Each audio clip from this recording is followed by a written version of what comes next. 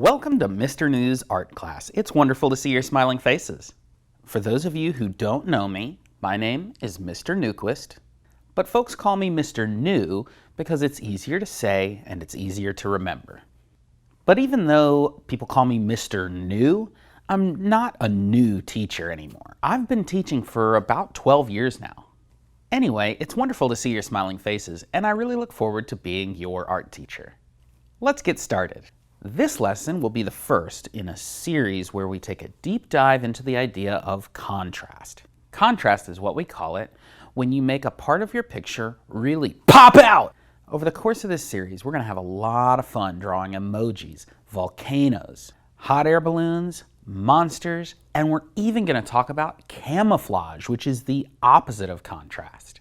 In order to get a jump start on this series, we need to start with a little bit of a warm-up and an introduction to how we can create contrast by starting with the most powerful contrast of all, black and white. All right, so follow along with me here. We're going to need three things. We're going to need a pencil, and we're going to need a black crayon, and maybe a black marker. It doesn't have to be a Sharpie. It could be just a black Crayola marker, whatever. Any kind of black marker will do. Or a pen would work if you don't have a marker. And we'll start with our pencil. And today we're going to practice, and we're going to warm up and get a basic understanding of contrast. So we're going to quickly test out how to use these materials real quick. For starters, with our pencil, you know that you can push down while you draw to make something super dark, right? So what I've done here is I've pushed down hard, and I am pushing down hard as I shade it in, color it in, darken it in. And that makes it look really dark, doesn't it? With the pencil, the same pencil, you can also make it lighter by just being gentle. Loosen up your hand a little. Don't squeeze it and push down. You can be a little gentle and draw the same thing, but don't push down as much. And you see how it's light and soft? It's not quite as dark, right? Yeah, try that. Yeah, we can do the same thing with a crayon, right? Right, so I'm going to do the same exact thing, but this time I'm going to use circles. On this circle, I'm pushing down, squeezing hard, pushing down. I'm going to color it in really hard, pushing down. And that gets a nice black circle, right? But what if I kind of shake my hand out, wiggle it loose, and this time I'll be soft and gentle. I'm not pushing down hard. It's the same crayon. Did I swap my black crayon out and get a gray instead? No, but it looks gray instead of black. Why does it look gray? Because, well, by being soft and gentle with the crayon, the color of the crayon is mixing with the color of the paper. And if you mix black and white together, you get gray. And so that's why this looks gray. It looks black when I pushed hard. Okay, well, let's swap to a marker of some sort, or a pen. There's a difference here. See, with a marker, if I push down, you shouldn't do that, by the way. If I push down, I'm going to break the tip of the marker. So I'm only going to have one shape for my marker instead of two like I did for the pencil and for the crayon. And so for the marker, I'm just going to make one shape and darken it all the way in with my marker. Now, notice, I guess if I wanted a lighter version of the shape, I could just draw the outline of the shape without coloring it in, right? Okay, so notice how these different materials work. If you push harder with pencils or crayons, they get darker. If you're soft and gentle with pencils and crayons, they get lighter. That doesn't work with a Sharpie or any kind of marker or pen. But with a marker or pen, You could just choose not to color something in if you want it to be lighter. Now, when you're sitting right there at the table, it's not too hard to see the lines and the shapes that you've just made. But what happens when you take a step back? Hold up your paper and look at it from a distance. Take a moment to see which of the materials pop out more than the others. You'll notice that these really, really dark shapes, the dark square, the dark circle, and the dark triangle, they have a tendency to pop out a whole lot more. And then these lighter shapes, the light square, the light circle, and the light triangle, when you take a step back, those have a tendency to kind of disappear. They're a lot harder to see. Maybe you can still see them kind of, but they don't pop off the page the way the really dark black shapes do. That's called contrast.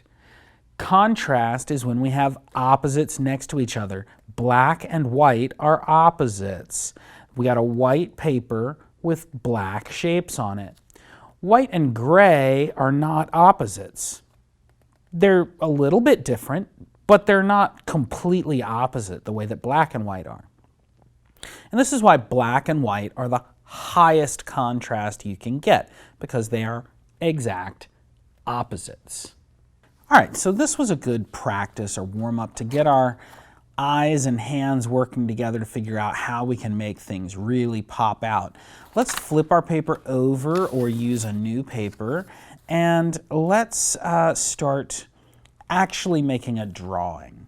Now, I'm going to be using a black marker for my outlines and then go back in and decide which of my shapes and things to color in and which ones not to. But for starters, we're going to draw some robots. Robots, because robots are cool. And so what I'm going to do is I'm going to draw two robots. And you can draw your robot however you want. I'm going to start with a rectangle head. And in that rectangle head, my robot is going to have two eyes. The eyes are going to be circles. And those circles are going to have a black dot in the middle. And I want those eyes of my robot to kind of look like they're cameras.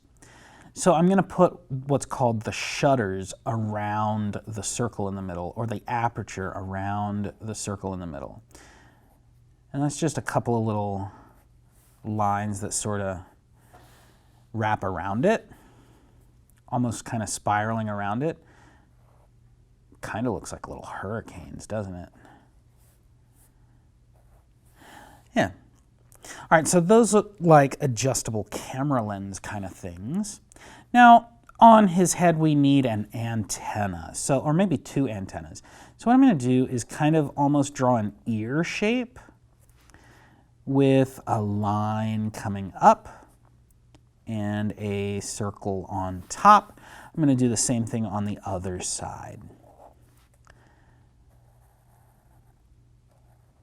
Just an ear shape with a line coming up and a circle on top. So my robot head has two antennas. Now this is the top of his head with his eyes and his antennas. He's going to have the bottom part of his head under, so it's going to sort of separate kind of like the mouth in between. So I'm going to draw a tiny little square on each side and then draw the bottom of his mouth underneath here. So it's going to be a rectangle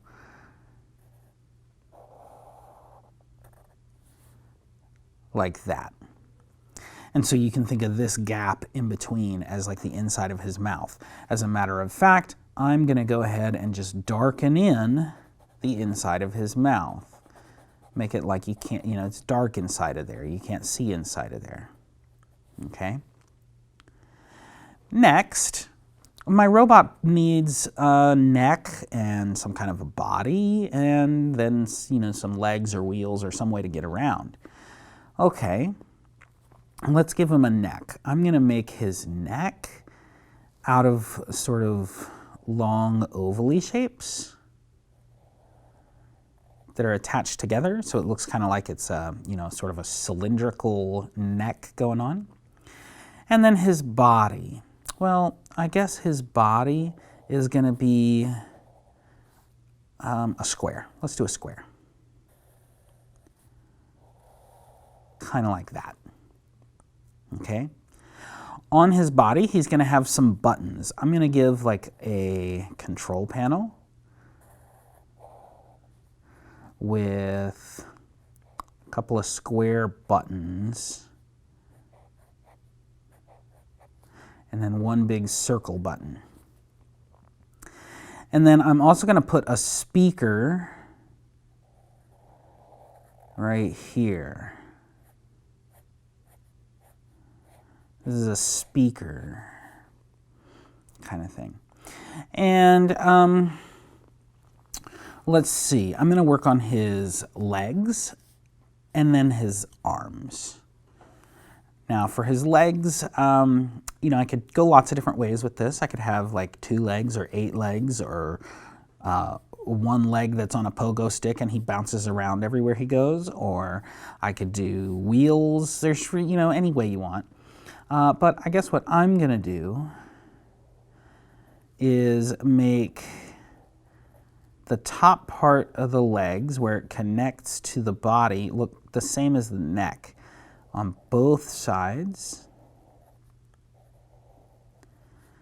And then he's going to have 2 rectangle legs. In the middle of his legs, I'm going to have sort of another oval here that's going to be his knees, where he could bend his legs if he needed to.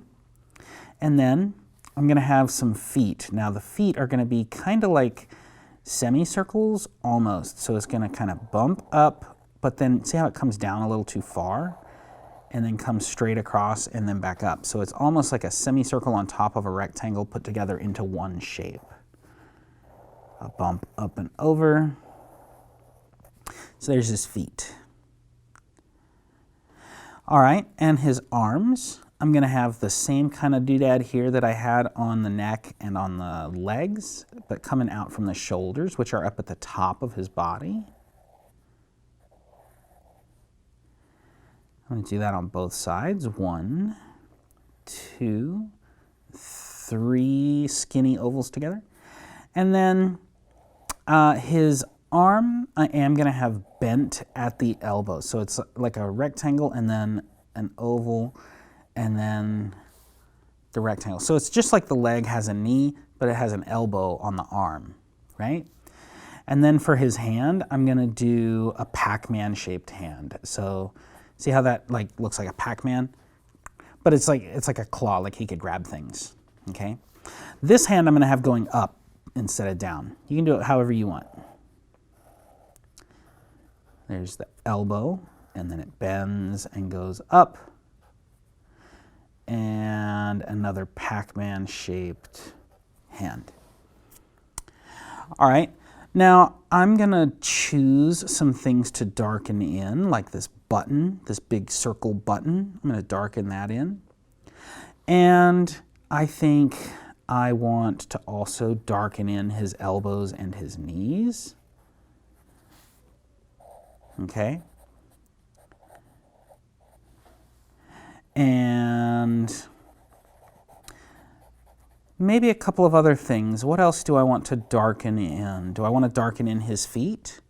Sure.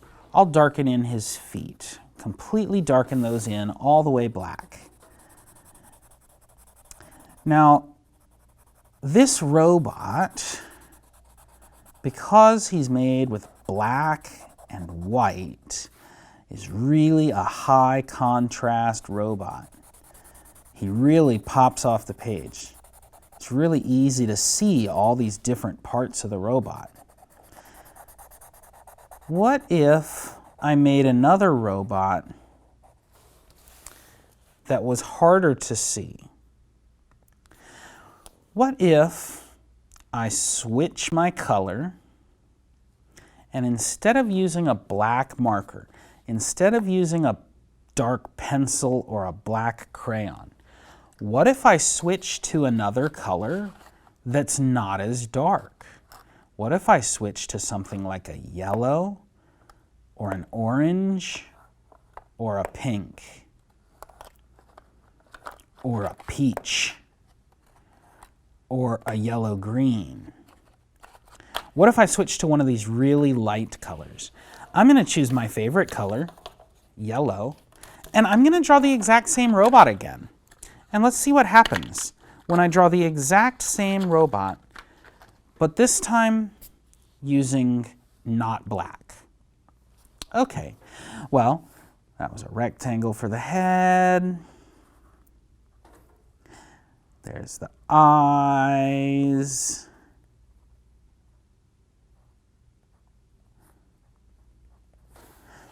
Already I can tell this is harder to see, isn't it? Okay, well, how would I make it easier to see? I would use a darker color, wouldn't I? All right, I'm gonna finish this up and then show you what it looks like all complete and let you be the judge. And you can tell me which robot has more contrast.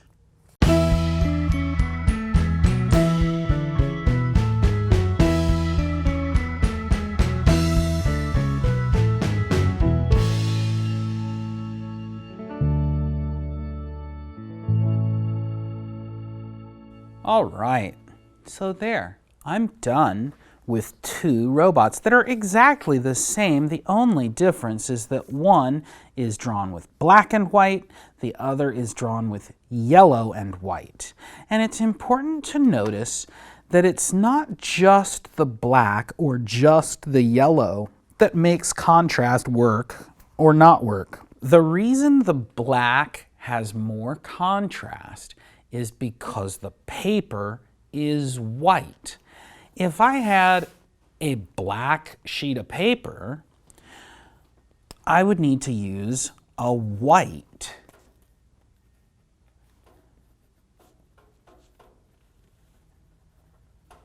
To make high contrast.